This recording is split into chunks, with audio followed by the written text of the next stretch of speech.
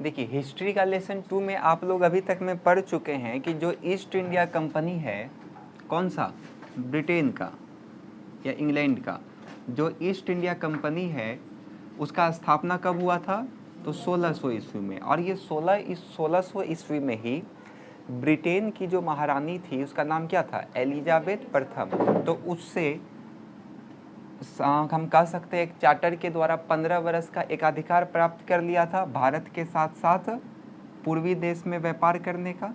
भारत के साथ साथ पूर्वी देश के साथ व्यापार करने का ये क्या कर लिया था, एकाधिकार प्राप्त कर लिया था। और अब हम लोग का कंपनी कहाँ आ चुका है, भारत आ चुका है। अब आपको जो इस चैप्टर में पढ़ना है वो बंगाल के विषय में पढ़ना है कि बंगाल में कंपनी का शासन किस प्रकार से स्थापित हुआ। तो आपको जस्ट एक कहानी की तरह सब कुछ समझ में आएगा कि क्या क्या हुआ था। तो आपको एक डेट याद रखना है 1651। अब एक बात आप गौर कर रहे होंगे, प्राचीन से ज़्यादा डेट आता है मध्यकालीन में, और मध्यकालीन से भी ज़्यादा डेट आ जाता है आधुनिक में। आधुनिक काल ही एक हिस्ट्री का ऐसा खंड है जिसमें डेट का भरमार रहता है। आप गौर किए होंगे इस बात को, तो आपको इसको स्वीकारना होगा और डेट को आपको ले करके चलना पड़ेगा, इसको ध्यान में रखना है आपको। तो देखिए 1651 में कंपनी तो 1600 में ईस्वी इसका स्थापना हुआ, और ये 1611 में पहला कंपनी अपना कहाँ डाला था, मछलीपट्टनम में तो अपना कंपनी को सूरत में डाल दिया था। इसके अतिरिक्त ये मुख्य रूप से 3 स्थान पे अपना घेराव को किया था। एक तो बम्बई हो गया, एक मद्रास हो गया, और एक आपका कलकत्ता बंगाल हो गया। ठीक है, ये 3 स्थान पे कंपनी ने अपना कारखाना को स्थापित किया था। ठीक है, लेकिन जो सबसे पहला शासन स्थापित किया इसने वो बंगाल में किया, इसलिए बंगाल विशेष है। और जब आप 1773 का रेगुलेटिंग एक्ट पढ़े होंगे तो उसमें भी कहा गया था कि बंगाल का गवर्नर अब गवर्नर जनरल कराएगा, और मद्रास और बम्बई जो है वो किसके अधीन हो जाएगा, तो गवर्नर जनरल के अधीन हो जाएगा। बताए थे ना आप लोगों को 1773 का। तो इंटरलीक करने के लिए आपको सीखना है हर एक चैप्टर में, जैसे भी आप अभी जानिएगा। तो बंगाल के विषय में आप ये जानिए कि 1651 में जो बंगाल में उस समय सूबेदार था, क्योंकि इस समय आप बताइए किसका शासन होगा भारत में, 1651 का ईस्वी चल रहा है, शासन किसका होगा, मुगल काल का। 1707 में जब औरंगजेब का मृत्यु हुआ तो उसके बाद ना मुगल काल कमजोर पड़ा, तो इतना में तो किसका शासन होगा, मुगल काल का ही होगा। तो मुगल काल क्या नियुक्त करता था, प्रांत में सूबेदार। तो ये सूबेदार जो बंगाल का नाम, उसका नाम था उस समय शाह सूजा।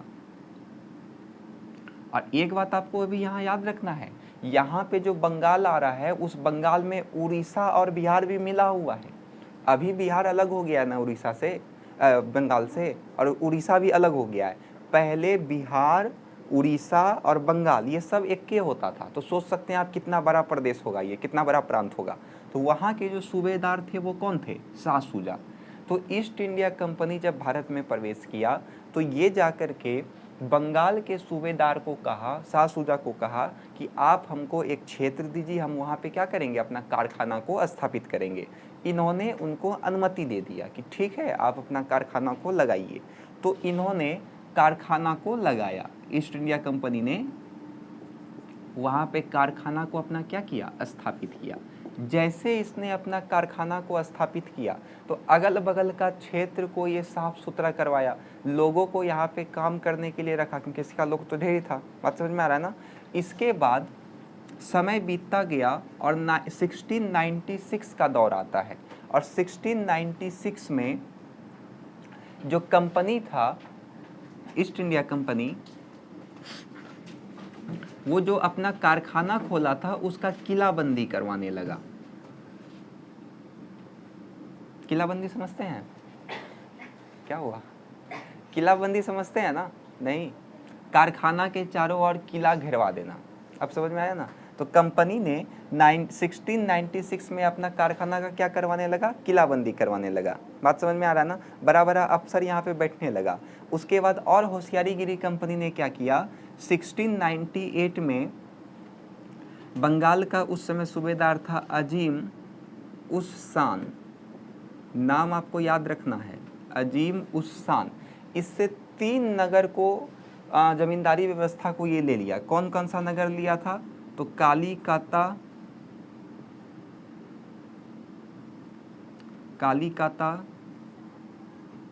सूतानाती, सूता हुआ नाती आप देख सकते हैं, आप याद रहेगा, और एक गोविंदपुर। ये 3 गांव का मतलब कि जमींदारी व्यवस्था को किसने ले लिया? तो ईस्ट इंडिया कंपनी ने ले लिया। किससे लिया? तो अजीम उस शान से लिया। बात समझे? और इसको लेने के बाद ये जो कंपनी था ये इसको संयुक्त रूप से एक नगर बनाया, उसका नाम था कलकत्ता। उसका नाम क्या था? कलकत्ता। और यही कलकत्ता आज किस नाम से जाना जाता है? कोलकाता, है ना। लेकिन उसका पुराना नाम क्या था? कालीकाता। अंग्रेज जब उसको बनाया तो क्या रख दिया? कलकत्ता। और अभी हम लोग उसको किस नाम से जानते हैं? कोलकाता। बात समझ में आया? किससे लिया था ये जमींदारी व्यवस्था? तो अजीम उस शान से लिया था। बात समझ में आ रहा होगा अब आप लोग को क्या क्या हो रहा है।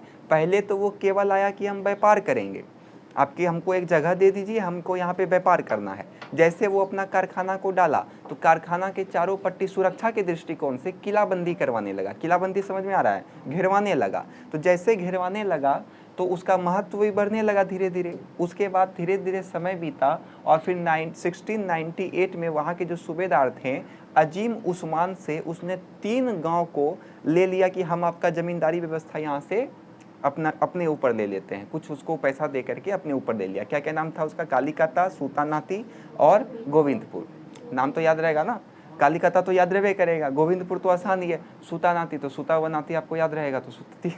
और उसके बाद तीनों को मिला करके वो क्या बना दिया? कलकत्ता, जिसको आज हम लोग किस नाम से जानते हैं? कोलकाता। तो पहला स्टोरी तो यहाँ तक था। यहाँ तक में किसी को कोई दिक्कत है? ठीक। इसके बाद ईस्ट इंडिया कंपनी ने क्या किया? ये चला गया, क्योंकि अभी सेंटर में कौन है? मुगल। सेंटर में भी कौन है? मुगल। सेंटर का कई सारा क्या है? प्रांत है। अब प्रांत में कौन है? सूबेदार। 1707 में जब औरंगजेब का मृत्यु होगा तो आपको इसके पहले वाला लेसन में बताए थे, 7 क्लास का हिस्ट्री लास्ट चैप्टर में, कि 1707 में जब मुगल काल का विघटन होना स्टार्ट हुआ तो उसके पीछे का एक मुख्य कारण ये भी था कि सूबेदार में जो प्रांत सब था, प्रांत का जो सूबेदार सब था वो अपने आप को क्या करने लगा? स्वतंत्र घोषित करने लगा। तो वही एक कारण यहाँ पे भी आपको रिलेट करके बोलना है, वो भी जस्ट आपको पता चलेगा। तो यहाँ तक में किसी को कोई दिक्कत है? तब इसके बाद दूसरा टॉपिक बताएंगे। सिंपल कैसे बोलना है इसमें आपको। तो 1651 में ईस्ट इंडिया कंपनी ने बंगाल के सूबेदार शाह शुजा से अनुमति लेकर के बंगाल में क्या किया? अपना कंपनी को स्थापित किया और कंपनी में काफ़ी हलचल भी बन गया, काफ़ी व्यापार इसका तेज़ी से फैला। फिर 1696 में ईस्ट इंडिया कंपनी ने अपने इस कंपनी का क्या करवाने लगा? तो किलाबंदी करवाने लगा। किलाबंदी समझ में आ रहा है सबको? इसके पश्चात 1998 में उसने अजीम उस शान से कालीकाता, सूतानाती और गोविंदपुर को जमींदारी व्यवस्था अपने पे ले लिया और सारा संयुक्त रूप से उसको क्या बना दिया? कलकत्ता बना दिया। बात समझ में आया? चलिए पहले यहाँ तक लिख लीजिए, उसके बाद इसके बताएंगे। बाहर में बैठी, उसको बुला लीजिए अंदर, गर्मी में बैठी है बाहर, आप ही की दोस्त है, वो छुटकी सी है, धूप में बैठी है, बुलाइए बाहर से उसको। लिखिए 1651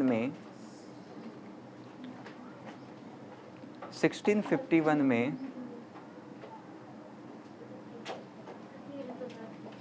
बंगाल के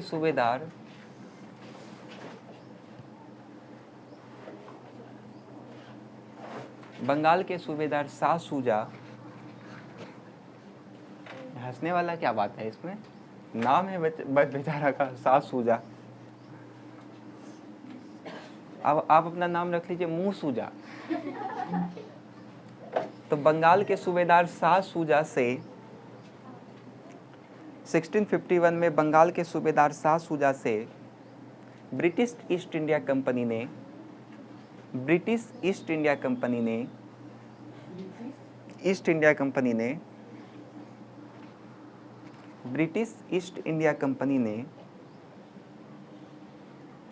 वहाँ कंपनी स्थापित करने का अनुमति प्राप्त किया।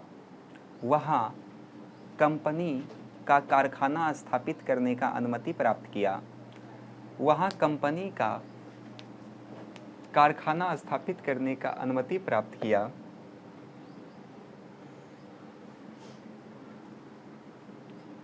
एवं 1996 में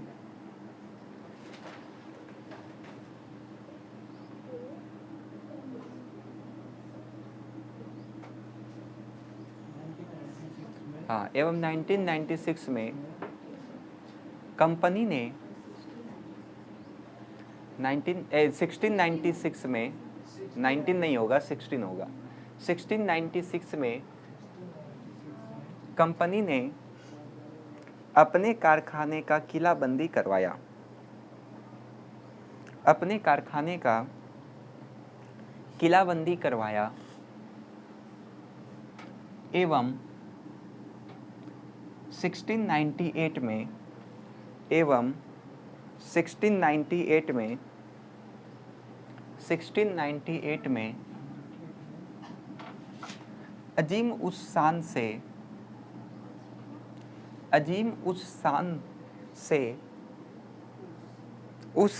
से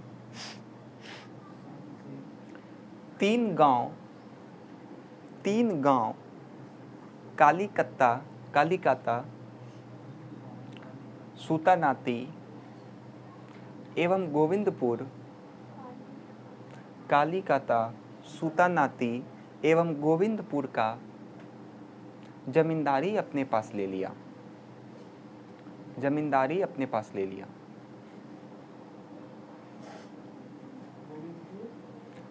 गोविंदपुर का जमींदारी अपने पास ले लिया।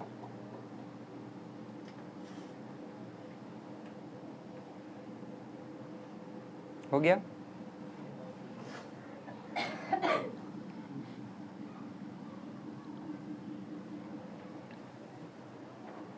अब बात समझिए, यहां तक में तो किसी को कोई दिक्कत नहीं होगा। अब कंपनी क्या करता है,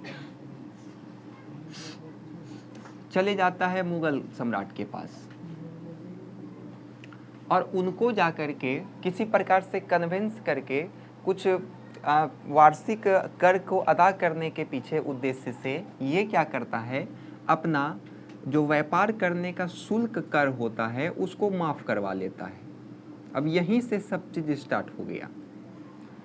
अगर शुल्क कर माफ़ नहीं किया रहता तो हो सकता है कि कंपनी इतना जल्दी विस्तार नहीं करता, लेकिन कंपनी ने क्या किया, चूँकि मुगल काल में अब कोई भी शक्तिशाली राजा बचा है नहीं, तो जो बोलता था वो कर लेता था, क्योंकि कंपनी बड़ा आदमी था, पैसा वाला था ये सब। तो जब कंपनी मुगल सम्राट के पास जा कर के अपना यात्रा शुल्क कर को माफ़ करवा लिया, अर्थात हम कह सकते हैं कि वो उसको बोला कि हम आपको अब सीधा वर्ष में कर दे देंगे, तो उससे क्या हुआ, कहीं ना कहीं बंगाल के राजस्व को क्षति पहुंचा। अब ये ऐसा हम क्यों बोल रहे हैं उसको समझिएगा। देखिए, आपको पता है कि पहले बंगाल किसके अधीन था, मुगल के अधीन था, लेकिन जब मुगल का विघटन होना शुरू हुआ तो ये बंगाल किस रूप में उभर के आया, स्वतंत्र राज्य के रूप में उभर करके आया।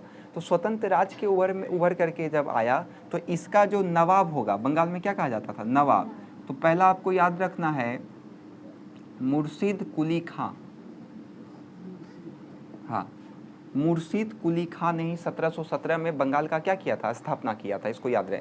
तो मुर्शीद कुली खां उस समय बंगाल का नवाब था, ठीक। और कंपनी का एक कारखाना भी कलकत्ता में लगा हुआ है। कंपनी चले गया मुगल सम्राट के पास, उसको जाकर के बोला कि आप हमको क्या करिए, शुल्क यात्रा मतलब शुल्क कर क्या कर दीजिए, माफ़ कर दीजिए। बात समझ में आ रहा है? तो मुगल ने उसका शुल्क कर माफ़ भी कर दिया, लेकिन माफ़ केवल किसका किया था, कंपनी का, केवल वो माफ़ किया कंपनी का। लेकिन कंपनी के अंदर में ही जो निजी व्यापार होता था, मतलब कंपनी के अंदर में जो निजी व्यक्ति का व्यापार होता था, उसका तो इसने माफ़ नहीं किया था। लेकिन ये भी मनमानी करने लगा कि हम भी शुल्क कर नहीं देंगे। तो इससे कहीं ना कहीं क्या हुआ, बंगाल का राजस्व धीरे धीरे क्या होने लगा, घटने लगा। अब किसी राजा के पास जब राजस्व ही नहीं आएगा तो क्या वो शक्तिशाली राजा होगा, नहीं होगा। इसलिए मुर्शीद कुली खां ने कंपनी को कहा कि आप चुपचाप से हमको नजराना दीजिए। नजराना मतलब होता है वही कर दीजिए, चुंगी दीजिए, चुंगी मतलब भी कर ही होता है एक प्रकार का, नजराना दीजिए। तो कंपनी बार बार इसको अनदेखा कर रहा था, तो ये तो ज़्यादा शक्तिशाली नहीं था, तो कोई दिक्कत की बात नहीं हुआ उससे। लेकिन इसके बाद आया अली वर्दी खां। अली वर्दी खां ये भी सेम बोल रहे, ये कब आए थे तो 1740 में, याद रहे। तो अली वर्दी खां ने भी अंग्रेजों को कहा कि जल्दी से हमको नजराना दीजिए, नजराना नहीं दीजिएगा हम यहाँ रहने नहीं देंगे। तो वो भी उसको इग्नोर कर रहा था पूरा। फिर इसके बाद आता है जिसका नाम आप लोग सुने होंगे, सिराजुद्दौला। तो अब जब ये सिराजुद्दौला वहाँ का शासक बनता है 1756 में जब वो वहाँ का शासक बना, तो ये अंग्रेजों को स्पष्ट बोल दिया कि नजराना देना है तो दो, नहीं तो हम तुमको यहाँ से भगा देंगे। स्पष्ट बोल दिया। अब अंग्रेज यहाँ पे बड़ा मुश्किल में पड़ गया, क्योंकि उसको मुगल से भी कोई सहायता मिल नहीं रहा था, क्योंकि मुगल का तो यहाँ तक में आते आते पूरा विघटन हो गया था, शक्तिशाली कोई शासक था नहीं। तो सिराजुद्दौला बार बार उसको बोल रहा है कि आप हमको नजराना दीजिए, और आप जो सिक्का छापने का अधिकार प्राप्त कर लिए वो आप नहीं कर सकते हैं। सिक्का भी खुद से छाप देता था ये लोग, सिक्का समझते हैं ना, खुद का सिक्का चलाता था कंपनी अपना। तो ये बार बार इसको बोल रहा है कि ऐसा नहीं होना चाहिए, तो मान ही नहीं रहा है। तो इसी का परिणाम क्या निकल करके आया, तो पलासी का युद्ध। इसी का परिणाम क्या हुआ, पलासी का युद्ध, जिसको आप अभी जस्ट इसके बाद पढ़िएगा।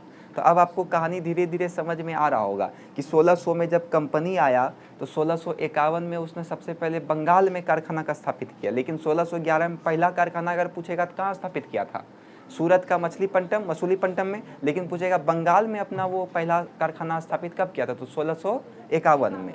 बात समझ में आया। लेकिन पूछेगा पूरा भारत में उसने पहला कारखाना कहाँ स्थापित किया, तो 1611 में। कहाँ में, मछलीपट्टनम या मछलीपट्टनम में किया था, सूरत में। इसको याद रखना है। तो बात समझ में आया। 1651 में जब उसने अपना कंपनी को स्थापना किया, उसके बाद कंपनी का विस्तार किया, कारखाना सब बनाया। फिर 1696 में उसने अपने कंपनी का क्या करवाया, किलाबंदी करवाया, ठीक है। उसका 1698 में उसने बंगाल के सूबेदार, जिसका नाम क्या था, अजीम उस्मान, 3 गो गांव को उसने जमींदारी प्राप्त किया। क्या क्या नाम था उसका, कालीकता, उसके बाद सुल्तानाती, उसके बाद गोविंदपुर। इसका जमींदारी को उसने प्राप्त किया। इसके साथ साथ वो मुगल सम्राट के पास जाकर के किसी प्रकार उसको कन्विंस करके अपना शुल्क यात्रा को क्या करवा लिया, खत्म करवा लिया। लेकिन शुल्क यात्रा केवल खत्म किसका हुआ था, कंपनी का। लेकिन कंपनी के अंदर में जो व्यक्ति निजी व्यापार करता था उसका खत्म नहीं हुआ था, लेकिन वो भी कर देने से क्या कर दिया, मना कर दिया, जिससे सीधा सीधा असर किस पे पड़ा, बंगाल के राजस्व पर पड़ा। अब जैसे बंगाल के राजस्व पर प्रभाव पड़ा, तो बंगाल के जो नवाब उस समय थे मुर्शीद कुली खां, इन्होंने सीधा कह दिया कि कर दीजिए, नहीं तो आप यहाँ से खाली करिए। लेकिन इसका कोई उस समय महत्व दिया नहीं। फिर इसके बाद कौन आया, तो अली वर्दी खां आया। इसके भी जाने के बाद कौन आया, तो सिराजुद्दौला आया। सिराजुद्दौला ने अंग्रेजों के विरुद्ध में क्या किया, पलासी का युद्ध किया। हालांकि सिराजुद्दौला का इसमें हार हो गया था, उसको हम पढ़ेंगे आगे। तो बात समझ में आया। तो यहाँ तक का स्टोरी में किसी को कोई दिक्कत है, लिखिए, पैरा चेंज कर दीजिएगा। इसके साथ साथ कंपनी ने मुगल सम्राट से अपना यात्रा शुल्क को समाप्त करवा लिया था। हाँ, अपना यात्रा शुल्क को, कंपनी ने अपना यात्रा शुल्क को समाप्त करा लिया था, यात्रा शुल्क को समाप्त करा लिया था। लेकिन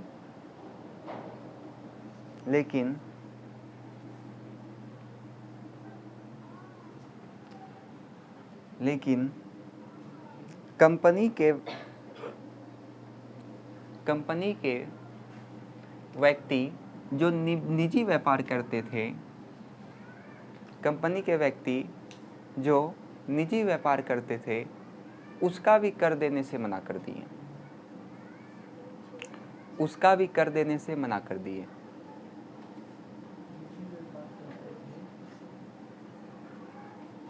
उसका भी कर देने से मना कर दिए।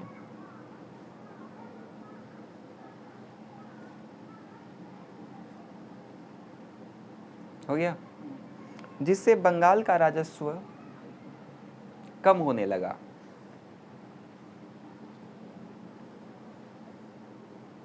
जिससे बंगाल का राजस्व कम होने लगा। परिणामतः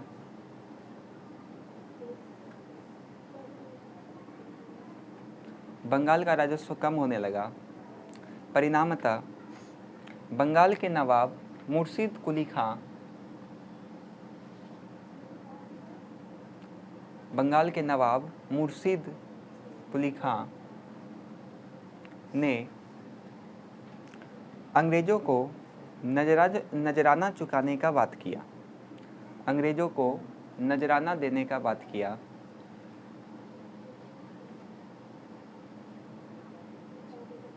नजराना देने का बात किया, किंतु इससे कंपनी को कोई प्रभाव नहीं पड़ा, किंतु इससे कंपनी को कोई प्रभाव नहीं पड़ा।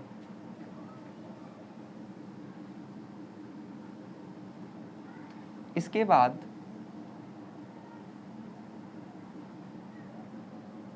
अली वर्दी खां, ये ब्रैकेट में लिख लीजिएगा डेट सब भी, अली वर्दी खां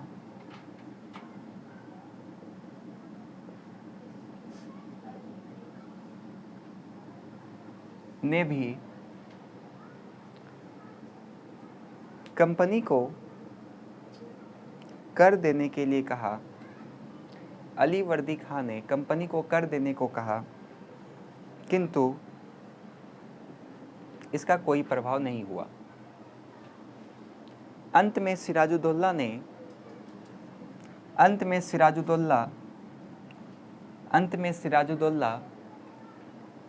जब बंगाल का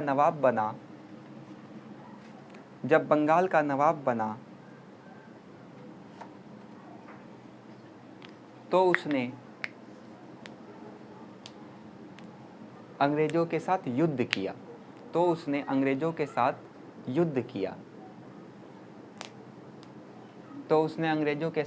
किया। चलिए पलासी का युद्ध लिखिए।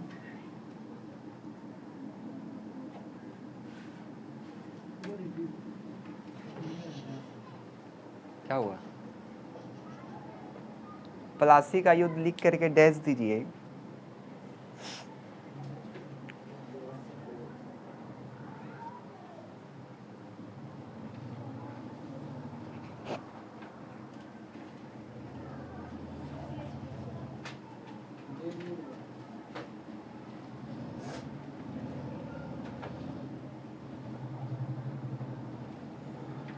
चलिए इसको समझिए ध्यान से। आपको पता है कि बंगाल के नवाब के द्वारा कहे जाने पर भी कंपनी ने कर देने से क्या कर दिया? मना कर दिया। नजराना देने से क्या कर दिया? मना कर दिया, जिससे सिराजुद्दौला को काफ़ी गुस्सा आया।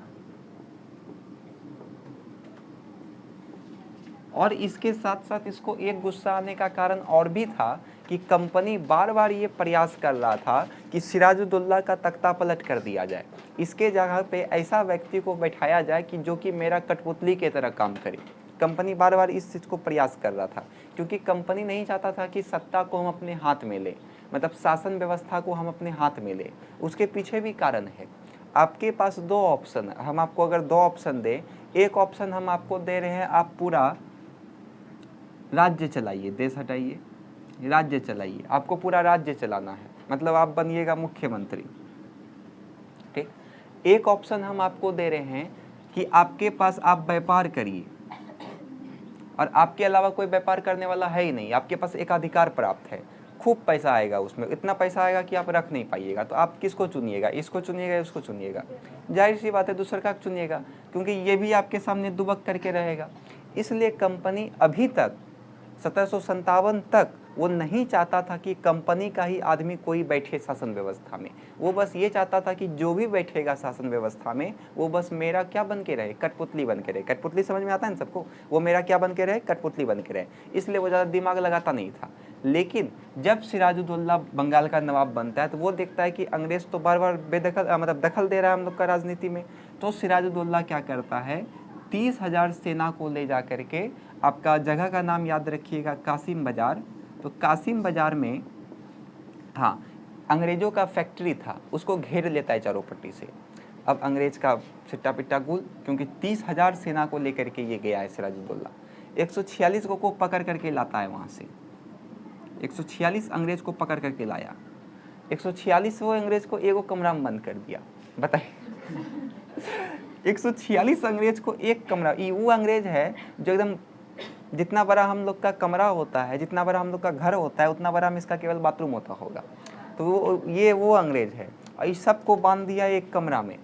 और 20 तारीख को बांधा, 20 जून को इसको बांधा, मतलब एक कमरा में जाकर के कैद किया, और 21 जून को जब दरवाज़ा खोला तो उसमें मात्र 23 ठो जिंदा था, बाकी सब मर गया, टोटल का टोटल मर गया, दम घुट करके मर गया टोटल। तो आप सोच सकते हैं कि कितना ज़्यादा यहाँ पे क्रूरता हुआ है। बात समझ में आया? बार बार ये बोल रहा है कि खाली करो, मतलब नजराना दो हमको, नजराना दो ये नहीं रहा है, तो ये कम समझा है क्या? निकला ये 30,000 सेना को लेकर के, पहुंचा कासिम बाजार, उठा करके पकड़ करके लाया, पकड़ करके ठूस दिया एक के रूम में। अब जब ये हुआ कहाँ है? बंगाल में। लेकिन जब ये बात पता चला मद्रास का उस समय जो नेतृत्व कर रहा था, उसका नाम अभी जस्ट आपको हम पहले बताए हैं, नाम बताइए, रॉबर्ट क्या था? क्लाइव, रॉबर्ट क्लाइव, सुने हैं इसका नाम? पिछले क्लास में आपको बताए हैं। तो जब ये बात रॉबर्ट क्लाइव को पता चला, ये मद्रास में था उस समय, क्योंकि आपको पता है कंपनी का शासन मुख्य रूप से कहाँ कहाँ था? मद्रास, बम्बई और बंगाल। तो जब मद्रास में इसको पता चला कि ऐसा ऐसा कांड हो गया है बंगाल में, तो ये अपना सेना को लेकर के निकलता है, और सेना को लेकर के निकला। और जब सिराजुद्दौला को पता चला कि वो सेना को लेकर के आ रहा है, मतलब युद्ध होगा भयंकर, तो प्लासी नामक जगह पे युद्ध हुआ, जिसमें इसी का एक सेनापति था, उसका नाम था मीर जाफिर। तो मीर जाफिर ने दे दिया धोखा। अब धोखा दे दिया तो सिराजुद्दौला का हार हो गया, मतलब कि प्लासी का युद्ध में तब किसका हार हो गया? सिराजुद्दौला का क्या हो गया? हार हो गया। क्यों हार हुआ? क्योंकि इसी का एक सेनापति था, उसका नाम था मीर जाफिर, तो मीर जाफिर का क्या हो गया? हार हो गया। क्यों इसने इसका साथ नहीं दिया? तो जो रॉबर्ट क्लाइव था वो मीर जाफिर को अपने ऑफिस बुलाया, और ऑफिस बुलाने के बाद उसको कहता है कि देखो, हमको शासन तो करना है नहीं, हमको केवल क्या करना है? व्यापार करना है। तुम हमको हर साल इतना पैसा दे देना, उसके अलावा तुमको जैसे व्यापार करना है करो, और इसको मार करके तुम गद्दा पे बैठ जाना, मतलब तुम नवाब बन जाना। ये भी फुसल गया, इसको पता नहीं है उसके बारे में, पृथ्वीराज चौहान के बारे में, मार दिया था ना, क्या नाम था उसका? गौरी तो उसको मारा था, लेकिन धोखा जो दिया था, क्या जरासंध, क्या नाम? जयचंद। जयचंद तो धोखा दिया था उसको, जयचंद को भी तो बाद में मार दिया था गौरी ने। बात समझ में आ रहा है ना? तो इसको पढ़ा ही नहीं था वो, तो सिराजुद्दौला का साथ दिया नहीं मीर जाफिर। मीर जाफिर जब उसका साथ नहीं दिया तो बाद में किसका हार हो गया? सिराजुद्दौला। और अब फिर बंगाल का नवाब कौन बन गया है? मीर जाफिर। अब ये बंगाल का क्या बन जाता है? नवाब बन जाता है। बात समझ में आया? तो यहाँ तक में किसी को कोई दिक्कत है? प्लासी का युद्ध क्या था इसमें समझ में आया सबको? अब एक बात बताइए, अभी तक में जब 1600 ईस्वी में कंपनी का स्थापना हुआ, और अभी तक में कंपनी का पहला युद्ध कौन सा था? गप नहीं, पहला युद्ध कौन सा था? प्लासी का युद्ध। और ये लड़ा कब गया था? 1757 में। अब आपको थोड़ा सा हम और फ्यूचर में ले जाते हैं। आप सोचिए 1857 का क्रांति, यहाँ से आपको 100 साल पीछे हम लेकर के जाते हैं। याद करिए, एक अफवाह फैला था, एक कारण अफवाह भी था ना 1857 का। क्या कारण था? कि 100 साल के बाद कंपनी का शासन क्या हो जाएगा? खत्म हो जाएगा। कौन सा 100 साल बाद? यही 100 साल बाद ना, 1857 100 साल बाद है ना आएगा। तो अफवाह फैला था कि 1757 में प्लासी का युद्ध के तहत कंपनी ने अपना पहला जीत हासिल किया था, और जस्ट इसके 100 साल बाद 1857 में क्या हो जाएगा? कंपनी का शासन खत्म हो जाएगा। एक कारण ये भी था 1857 का क्रांति का, आपको पीछे पढ़े होंगे तो याद होगा। तो ये प्लासी का युद्ध क्या था, इसमें किसी को दिक्कत है समझने में? एक बार फटाफट इसको रिवाइज कर लीजिए, कैसे इसको बोलना है। तो बंगाल के नवाब सिराजुद्दौला ने कंपनी को कहा कि आपको नजराना चुकाना होगा, किंतु कंपनी ने नजराना चुकाने से क्या कर दिया? इनकार कर दिया। जिसके उपरांत सिराजुद्दौला ने 30,000 सैनिकों को लेकर के कासिम बाजार वो पहुंचता है, और कासिम बाजार पहुंचने के बाद वो लगभग 146 मतलब फैक्ट्री को घेर लेता है, उसका सारा चीज़ को जब्त कर लेता है, और लगभग 146 अंग्रेज को पकड़ कर लाके के एक कमरा में बंद कर दे, जिसमें अगला दिन कमरा खोला गया तो मात्र 23 लोग ही जिंदा था। ठीक है। जब ये बात पता चलता है मद्रास के वहाँ के जो गवर्नर थे रॉबर्ट क्लाइव, तो वो अपना सेना को लेकर के वहाँ से निकलता है, और फिर प्लासी का युद्ध होता है, जिसमें मीर जाफर ने क्या किया था? उसका धोखा दे दिया था, जिस कारण से नवाब का क्या हो गया? हार हो गया, और बाद में फिर मीर जाफर को ही नवाब बनाया गया। आया समझ में? तो प्लासी का युद्ध क्या था, इसमें किसी को कोई दिक्कत है? अपने से लिख लीजिएगा, नहीं लिखिए। और आप लोग कोशिश करिए उस सब्जेक्टिव उतना लिखने का नहीं, तो कोई फायदा नहीं है। पता चलेगा आपका पूरा इतिहास में 5-6 कॉपी बन जाएगा मोटा मोटा। अगर आपको इसमें लाइन बनाने का क्षमता है तो आप समझिए फायदा में रहिएगा। है, नहीं तो समझिए कोई फायदा नहीं है, क्योंकि जो आप बना रहे हैं ना पोथी, ये बहुत बड़ा पोथी बन जाएगा। तो कोशिश करिए कि इसी को देख करके आप बोल पाइए। अगर बोल पा रहे हैं तब कुछ कर पाइएगा लाइफ में, नहीं तो फिर संभव नहीं है कि आप पैराग्राफ पढ़ के कर लीजिएगा। अगर आप इसको देख करके पूरा सेंटेंस बना लीजिएगा, पैराग्राफ बना लीजिएगा, तब तो बहुत अच्छा बात है, नहीं तो फिर बहुत दिक्कत होगा। कितना लिखिएगा, और अभी आपको एक चैप्टर में लिखने में हल्का लगता होगा, लेकिन जब आप उसको पढ़िएगा तब पता चलेगा। आदमी नोट्स क्यों बनाता है? आपके पास अगर कोई भी बुक होगा तो आप नोट्स बनाते होंगे उसका, आप लोग तो नहीं बनाते होंगे लेकिन हम जरूर बनाते हैं। नोट्स बनाने का मेन मकसद क्या होता है कि उतना मोटा बुक को नहीं पढ़ना पड़े।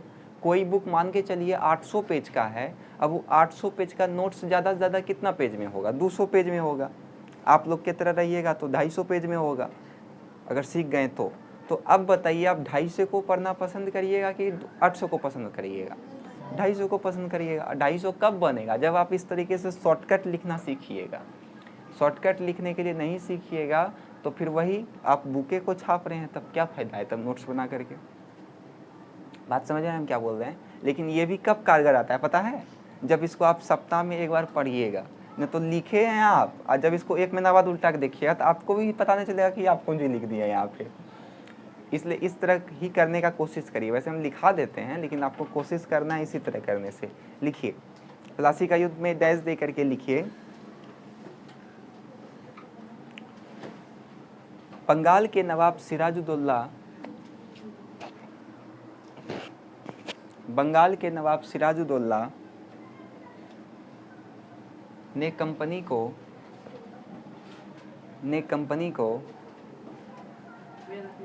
बंगाल के नवाब सिराजुद्दौला ने कंपनी को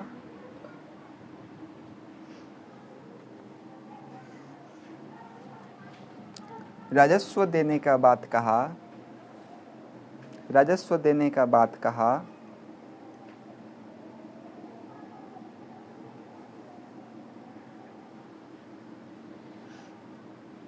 किंतु कंपनी पर इसका कोई प्रभाव नहीं पड़ा।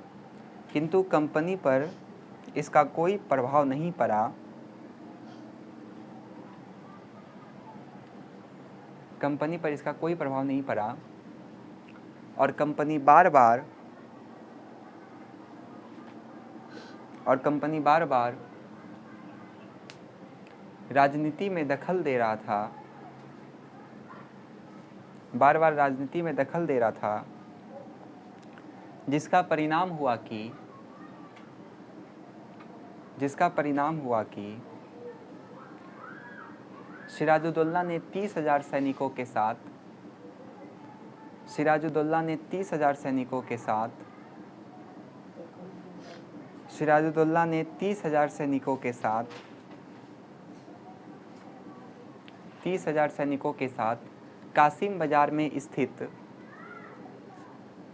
अंग्रेजों के कारखाना को घेर लिया। कासिम बाजार में स्थित अंग्रेजों के कारखाना को घेर लिया तथा कई अंग्रेज को बंदी बना लिया गया। कई अंग्रेज को बंदी बना लिया गया। लगभग 146 अंग्रेज को एक काल कोठरी में बंद कर दिया गया। एक काल कोठरी में बंद कर दिया गया। अगला दिन जब उसका दरवाज़ा खोला गया तो मात्र 23 ही जिंदा थे।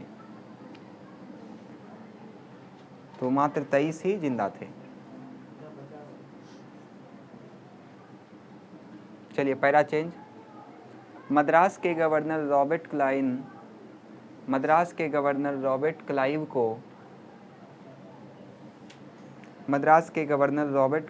को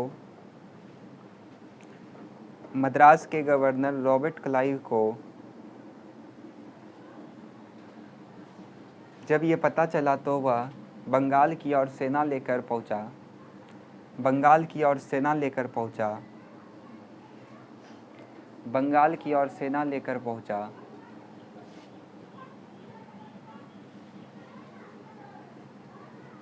जहां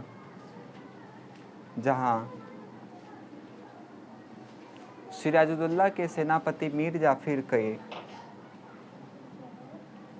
जहां सिराजुद्दौला के सेनापति मीर जाफिर के असहयोग से उनका हार हो गया, नवाब का हार हो गया।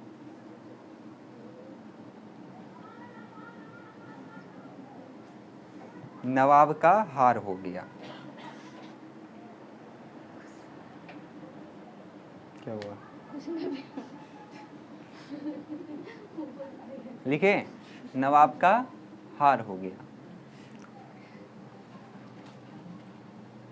युद्ध के पश्चात, या फिर ऐसे लिखे, जिसे प्लासी का युद्ध कहा जाता है, जिसे प्लासी का युद्ध कहा जाता है, जिसे प्लासी का युद्ध कहा जाता है। युद्ध के पश्चात,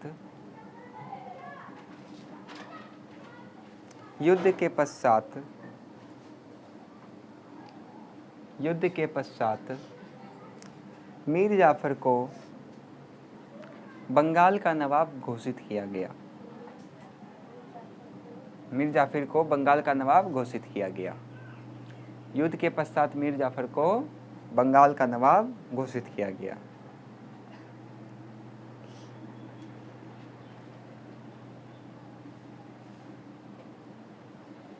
चलिए पॉलिटिकल साइंस का टेस्ट दे दीजिए, नागरिकता वाला चैप्टर का।